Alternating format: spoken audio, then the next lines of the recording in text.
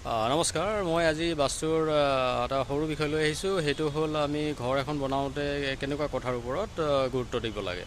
কথাটো হ'ল বাস্তুশাস্ত্ৰৰ মতে কোৱা হৈছে আমি দক্ষিণ বা দক্ষিণ পশ্চিম ছাইডৰ পৰা আমি ঘৰৰ কাম কেতিয়াও ষ্টাৰ্ট কৰিব নালাগে।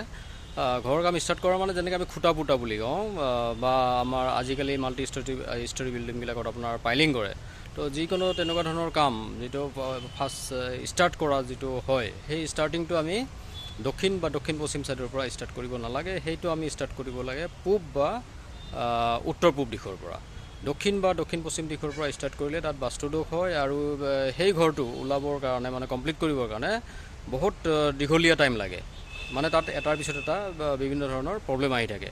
আৰু তাত যিজন মূল ব্যক্তি থাকে ঘৰখনৰ, তেওঁৰ কেতিয়াবা কি হয়, এই ঘৰ বনোৱা সময়তে কিবা দীঘলীয়া বেমাৰত পৰি যায় বা ফাইনেন্সিয়েল প্ৰব্লেম হয়। মানে তেনেকুৱা ধৰণৰ প্ৰব্লেম হয়।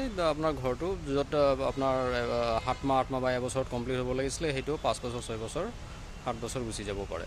আৰু আমি যিবিলাক মেটেৰিয়েল যিবিলাক আমি ধৰক আনি জমা কৰোঁ, সেই যেনে শিল বালি ইটা ৰড চিমেণ্ট আদি, সেইবোৰ আমি উত্তৰ পূব দিশত ৰাখিব নালাগে। মানে প্লটটোৰ উত্তৰ পূব দিশত ৰাখিব নালাগে, সেইটো ৰাখিব লাগে পশ্চিম দক্ষিণ বা দক্ষিণ পশ্চিম দিশত।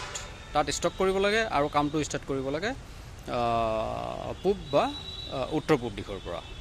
গতিকে আপোনালোকৰ যদি তেনেকুৱা প্লেনিং কৰি আছে ঘৰ বনোৱাৰ, এইবোৰ কথা মানি চলিলে নিশ্চয় ভাল হ'ব। গতিকে নমস্কাৰ।